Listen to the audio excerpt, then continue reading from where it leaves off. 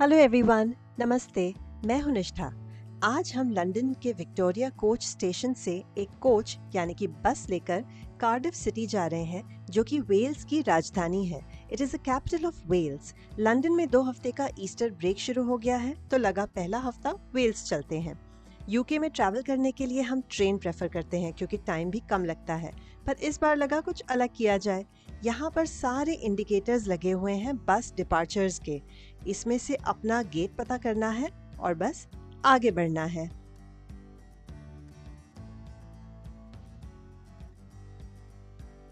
सुबह सुबह 9:30 बजे की हमारी बस थी to Cardiff city from London, और उस हिसाब से हम कोच स्टेशन पहुंच भी गए।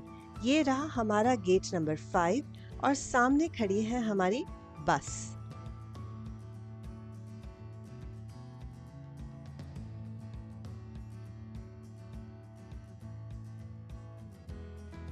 सामान हमारे पास ज्यादा नहीं था। एक बड़ा बैग था जो हमने लगेज में रखवा दिया था, और एक छोटा बैकपैक जो डे बैग होता है छुटपुट सामान के लिए, वो हम अपने साथ लेकर चल रहे थे।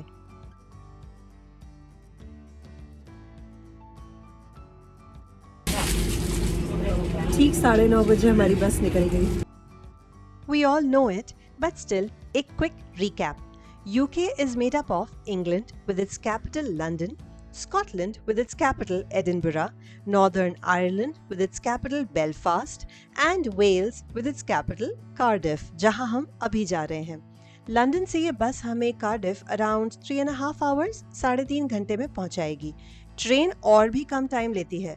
विद इन 2 आवर्स, 1.25 घंटे में लंदन टू कार्डिफ हम पहुंच सकते थे। और ये जो है, ये बस के आगे लगा हुआ कैमरा है। बिल्कुल लग रहा था हम जैसे वीडियो गेम खेल रहे हैं। ओवरऑल ट्रिप हमारी वेल्स की 7 दिनों की थी। It was a 7 days trip. Day 1 to day 3 Cardiff में यानी कि साउथ वेल्स में, डे 4 to 6 नॉर्थ वेल्स में लैंडडनो में, और डे 7 हमने रखा था to travel back to London by train, जिसमें 3.25 घंटे लग जाते हैं लैंडडनो से। और यहाँ हमारी बस ने हमें 3.5 घंटे में बिल्कुल कार्डिफ कासल के बाहर पहुंचा दिया। कार्डिफ कासल बिल्कुल सिटी सेंटर में है, और यहीं पर बहुत सारे होटल्स और रहने के ऑप्शंस भी हैं। तो बस अब चलकर होटल पे हम सामान रखेंगे और आ जाएंगे कासल विजिट करने के लिए, क्योंकि हमने आज का टिकट लिया था। कोई यहाँ पर हमें टाइम स्लॉट बुक नहीं करना पड़ा, क्योंकि जो हमारा टिकट था वो पूरा 9 to 5 जो कासल खुली रहती है तब तक के लिए वैलिड था। कासल एंट्रेंस के ठीक सामने था कासल आर्केड यानी शॉपिंग सेंटर। इस तरह के शॉपिंग सेंटर्स यहाँ पर ढेर सारे हैं, और यहीं पर था फैबुलस केक्स, जहाँ पर फ्रेश वेल्श केक्स बन रहे थे। भूख तो हमें लगी ही थी और क्यूरियोसिटी भी थी। ये वेल्श केक्स बहुत सारे फ्लेवर्स में आ रहे थे, और 5 पाउंड्स का एक डजन। तो हमने double chocolate, cinnamon, traditional Welsh cakes, I think cherry coconut, बहुत सारे फ्लेवर्स का कॉम्बिनेशन ले ही लिया। डबल चॉकलेट फ्लेवर ईशा ने लिया। वेल्श केक मैं ये ले रही हूँ सिनेमन वाला। वाव, एकदम सॉफ्ट है, वेरी नाइस। ऊपर से हल्की शुगर और सिनेमन डस्टेड है।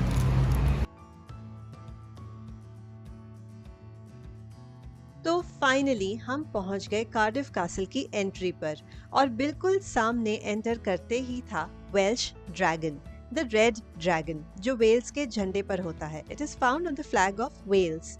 Eight the very heart of Cardiff city, Cardiff castle और प्रेमिसेस का फैलाव बहुत बड़ा है। It is more than 2000 years old castle, initially built by the Romans, और फिर over time Norman era, Victorian era में सारे एडिशंस हुए।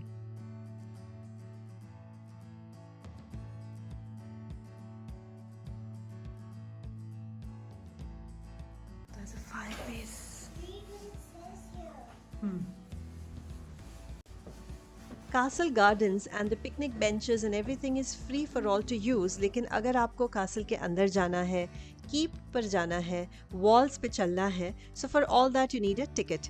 ये है the beautiful grand banquet hall. यहाँ पर अभी भी बहुत सारे बैंक्वेट्स होस्ट किए जाते हैं।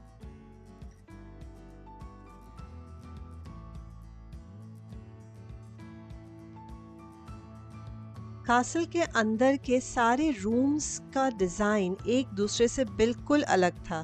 The ceiling, the walls, the stain glass windows, it was spectacular.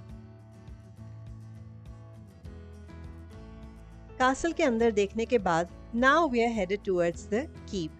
ये बना था मिडीवल टाइम्स में और कीप होता है कासल के प्रेमिसेस में किसी भी अटैक को कॉम्बैट करने के लिए, एंड यूजुअली दैट्स व्हाई वो एक हाई पॉइंट पर होता है सराउंडेड बाय अ मोट. यहाँ से हम आए और here we are. कासल का कीप काफी हाइट पर होता है तो इसलिए और भी सीढ़ियां आगे चढ़नी थी. But frankly it was all so fascinating. हमने यहाँ पर बहुत समय बिताया. In fact next video I think मैं सिर्फ कार्डिफ कासल पर ही बनाऊंगी एक डिटेल में, so that I can share with you what a beautiful experience it was just being here. खूब सारी सीढ़ियां उतरते हुए भी हम देख रहे थे कि कैसे कुछ कुछ जगहों पर तीर धनुष लिए हुए आर्चर्स के लिए भी चेक पॉइंट्स बने हुए थे. अब हम जो ये वॉल्स हैं इन पर चलने के लिए जा रहे हैं. तो टिकट हर जगह दिखाना होता है. इसके एंट्री पॉइंट पर भी हमने टिकट दिखाया. And look at all the daffodils. So many daffodils. जैसा कि मैंने कहा था, इतना कुछ है यहाँ देखने के लिए. अभी थोड़ी देर पहले हम उस कीप में थे और उससे पहले कासल के अंदर के कमरे देख रहे थे, और अब ये सारा रास्ता तय करके हम आ गए हैं वॉल्स के ऊपर चढ़ने के लिए. इन कासल वॉल्स की भी अपनी एक कहानी है जो मैं आपको बताऊंगी अपने नेक्स्ट वीडियो में, जो सिर्फ कार्डिफ कासल के बारे में होगा. इनफैक्ट इस वॉल की हिस्ट्री स्पेशली वर्ल्ड वॉर से जुड़ी हुई है. ये है हमारी आखिरी वॉल. अब हम चारों तरफ कासल के वॉल्स में चल चुके हैं. अब बस यहाँ से हम नीचे उतरेंगे और तब हम जाएंगे एक बहुत सुंदर पार्क में, द ब्यूट पार्क, जो कि बिल्कुल कासल से लगकर है. And this is the Bute park right next to the Cardiff castle. बिल्कुल कासल वॉल्स को लगकर है ये Bute park. I could have spent hours here. और नेक्स्ट वीडियो में जिसमें मैं सिर्फ कासल कवर करूंगी, you will see more of this park to.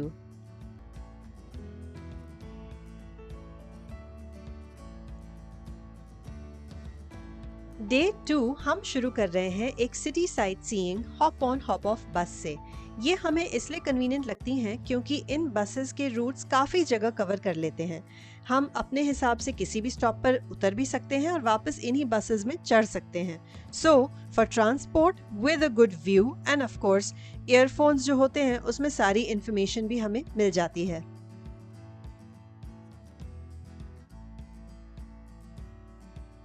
ये सिटी साइट सीइंग बसेस शुरू होती हैं बिल्कुल सिटी सेंटर से, यानी कासल के पास से.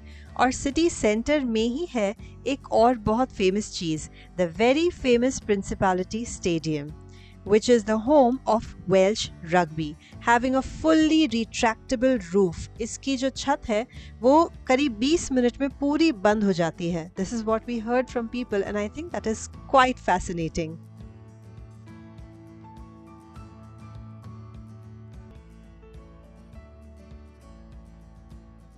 अब हम जा रहे हैं कार्डिफ बे एरिया की ओर. यहाँ द BBC स्टूडियोज वाली जो बिल्डिंग है, it stands out in its architecture. In studios में काफ़ी सारे टेलीविजन एंड फिल्म प्रोडक्शंस भी होते हैं, जैसे कि डॉक्टर हू या इवन शर्लॉक. ऑफ कोर्स ये बे एरिया है तो यहाँ पर कई डॉक्स भी हैं जहाँ शिप्स आते हैं. यूजुअली इस एरिया में बहुत चहल पहल होती है, छुट्टियों में स्पेशली. बोटिंग ट्रिप्स भी होती हैं. लेकिन हमें यहाँ पहुँचकर ये बात पता चली कि वेल्स में ईस्टर हॉलीडेज जो हैं वो लंदन की ईस्टर हॉलीडेज के एक हफ्ते बाद शुरू होती हैं. और हम यहाँ पहुँच गए मरमेड के में. ये वाला के जो है ये जगह भी बहुत फेमस है, बहुत सारी ईटरीज, रेस्टोरेंट्स और खूब चहल पहल के लिए. तो इधर थोड़ी देर ब्रेक लेना बनता था.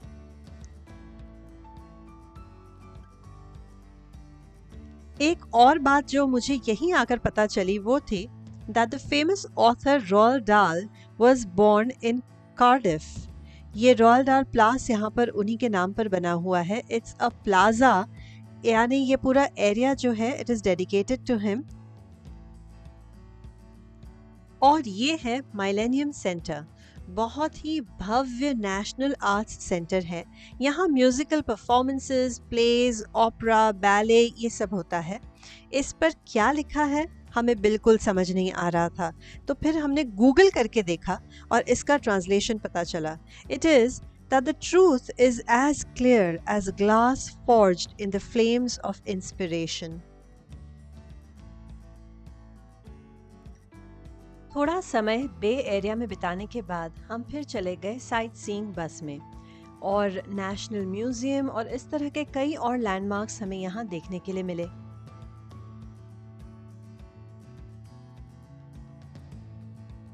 ये है अलेक्जेंड्रा गार्डन्स और इसमें बना है वेल्श वॉर मेमोरियल। इस बिल्डिंग पर 13 original counties of Wales, the ancient counties, सबके कोट ऑफ आर्म्स लगे हुए थे। और जो लास्ट वाला है उसमें क्राउन विद फेदर्स है जो कि प्रिंस ऑफ वेल्स का है। We are in the heart of the civic centre of Wales. हमने यहाँ की इस सिविक सेंटर की सबसे पुरानी बिल्डिंग भी देखी, विच वॉज दिस वन, और सबसे नई बनी हुई बिल्डिंग भी देखी, which was the police department building, right this one. ये है south African war memorial. The bronze winged statue right on the top holding an uprooted olive tree represents peace, and here is the clock tower on the city hall. Hop on and hop off tour करने के बाद हम city centre में ही उतर गए और high road को जरा एक्सप्लोर करने लगे। As all the high roads are, यहाँ पर भी बहुत सारी दुकानें हैं और ईटरीज हैं and souvenir shops.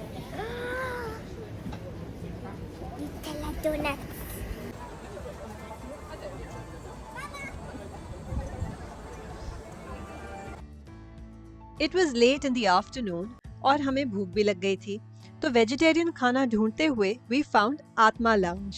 It has an eco shop and a beautiful lounge with all sattvic food. यहाँ पर फूड फॉर लाइफ प्रोजेक्ट भी है, that is buy one feed one. It's charitable. खाने पीने के अलावा यहाँ योगा, मेडिटेशन जैसे कई वर्कशॉप्स भी कंडक्ट होते रहते हैं। और यहाँ है इनका इको शॉप। वात पित्त दोष के हिसाब से यहाँ अलग अलग तरह की चाय हैं, and there is the masala chai spice mix. There was a wide range of eco-friendly sustainable products, साबुन, अगरबत्ती से लेके कपड़े और पुस्तकें भी। और ये लाउंज एरिया में आराम से बैठकर हम खाना खा सकते हैं। मैंगो लस्सी, और ये है Cardamom lassi. I like the cardamom lassi more. Cardamom, इलायची वाली लस्सी। ये मैंगो लस्सी, आमरस वाला फ्लेवर है, amazing. I really found this place to be more like a very peaceful sanctuary. इतना अच्छा सात्विक खाना हमने खाया यहाँ पर। करी राइस, एक पूरी वेजिटेरियन थाली और ऑफ कोर्स समोसे भी थे। And the best part is इतना टेस्टी खाना ये विदाउट एनी लहसुन प्याज के था। इसके अलावा ये रैप्स थे जिसके अंदर सब्जी, चटनी सब कुछ डाल के जैसे रोटी का रोल होता है वैसी वाली फील आ रही थी। आफ्टर दैट लवली मील और थोड़ा और चलने के बाद we wound up the day. On day 3, we boarded bus number 32A from the city center and 20 minute की बस जर्नी में हम पहुंच गए Saint Fagans national museum of history. It is an open air museum showcasing the Welsh life, their houses through time. ये एक free museum है और entry time भी हमें बुक नहीं करना पड़ा। बहुत बड़े एरिया में सारे स्ट्रक्चर्स बनाए गए हैं, कई अलग अलग जगहों से लाकर ब्रिक बाय ब्रिक बनाए गए और कई रेप्लिकेट किए गए। This place, I feel, is really a must visit. Horses, pigs, their food, everything was stored. Let's enter this red building. The highlight is that how they have kept the whole experience very alive. मतलब पुराने ज़माने में लोग कैसे रहते थे वहाँ पर they've even kept sheep on the farm and everything, और घरों को भी बिल्कुल वैसे ही रखा हुआ है with a real feel. ये जैसे अपने यहाँ भी पुराने घरों में पत्थर के फर्श होते हैं ना. हर घर में एंटर करने से पहले there is information written outside so that आपको एग्जैक्टली पता होता है कि आप कौन सी सेंचुरी में एंटर कर रहे हैं. अब जैसे इस घर में दिस इज द किचन, तो यहाँ पे उन्होंने टेबल भी वैसे ही लगाया हुआ है, उस ज़माने की चीज़ें रखी हुई हैं. There is a real fire place there, और क्योंकि उस टाइम पर इलेक्ट्रिसिटी नहीं थी तो हर जगह पर कैंडल्स लगी हुई हैं, मोमबत्तियों के स्टब्स हैं, मोमबत्तियाँ जलती हैं. और यहाँ ऊपर सेम घर में बेडरूम है, तो उस ज़माने में किस तरह के बेड्स हुआ करते थे. All wood work, everything is kept as it was. Saint Fagans के ये सारे exhibits were so many from the Iron Age even up to the 20th century, 21st century in fact. यहाँ हमने एटलीस्ट 4 से 5 घंटे बिताए and I realized कि इसके बारे में तो मुझे एक अलग वीडियो बनाना ही पड़ेगा. So very soon I will come up with a separate video just on Saint Fagans. These are the round houses from the Iron Age. और इसके अंदर भी हम लोग गए, लेकिन वो वीडियो मैं उस वीडियो में अपलोड करूंगी जो मैं अलग से सेंट फैगन्स म्यूजियम पर बनाऊंगी, तो आपको और डिटेल में सब कुछ दिखेगा. शीप अभी आराम कर रही हैं लंच टाइम, क्योंकि इस वक्त कुछ 2:30-3 बज रहे हैं. What a fantastic concept! और ये कॉन्सेप्ट मैंने यहाँ से पहले एक बार और देखा हुआ है, और वो भी भारत में. करीब 5 साल पहले हम लोग उडुपी गए थे, और उडुपी में एक सिमिलर म्यूजियम उन्होंने बनाया हुआ है. It is not as widespread as this one, पर वहाँ भी साउथ इंडिया के अलग अलग घरों को कहाँ कहाँ से लाकर, एंशंट हाउसेस और अलग अलग कल्चर्स के घरों को वहाँ लाकर रीबिल्ड किया हुआ है. आई थिंक उस म्यूजियम की एग्जैक्ट लोकेशन कहीं मणिपाल में थी, मुझे अभी एकदम याद नहीं आ रहा है, but I will try to find that out. Anyway, अब सेंट फैगन्स म्यूजियम से निकलने का हमारा टाइम आ गया था, क्योंकि हमने यहाँ पर अराउंड 5 घंटे तो आराम से बिताए, और it was time to find some vegetarian Welsh food, और ऑलरेडी हमारी बस का टाइम हो गया था. When you come here you have to also check the bus times to leave. So ending the day with some rare bit जो मुझे चीज़ और bread लग रहा था, and some glamorgan जो मुझे आलू पैटीज लग रहा था. अंतिम दिन डे 4 में हम चल के अभी जा रहे हैं रेलवे स्टेशन, जो कार्डिफ सेंट्रल स्टेशन है, और बगल में ये जो नदी है इसका नाम है रिवर टाफ, और सामने है प्रिंसिपैलिटी स्टेडियम. तो यहाँ सिटी सेंटर में ही सारे होटल्स भी हैं, and the station is also walking distance. ये स्टेडियम के थोड़े से हमने दर्शन भी कर लिए दूर से, जबकि बंद था. स्टेडियम के बाहर ये सब कंट्रीज के फ्लैग्स बने हुए हैं. ये इंग्लैंड का फ्लैग है.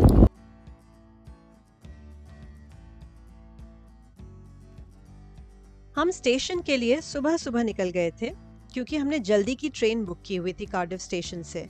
हमें कार्डिफ यानी कि साउथ वेल्स से अब लैंडडनो जाना है, which is in the north of Wales. तो ट्रेन में करीब करीब 4.5 घंटे हमें लग जाएंगे. और ये रहा the Cardiff central station. Bread से हमने कुछ सैंडविचेस पैक करवाई ट्रेन में खाने के लिए, और थोड़ा बहुत एंटरटेनमेंट का सामान हमारे पास ऑलरेडी था. लैंडडनो की हमारी ट्रेन भी टाइम पर थी, और हम ट्रेन में अच्छे से बैठ गए, and it was a fabulous trip to north of Wales. So I will see you soon with another experience or another place. Do like and subscribe. Bye bye.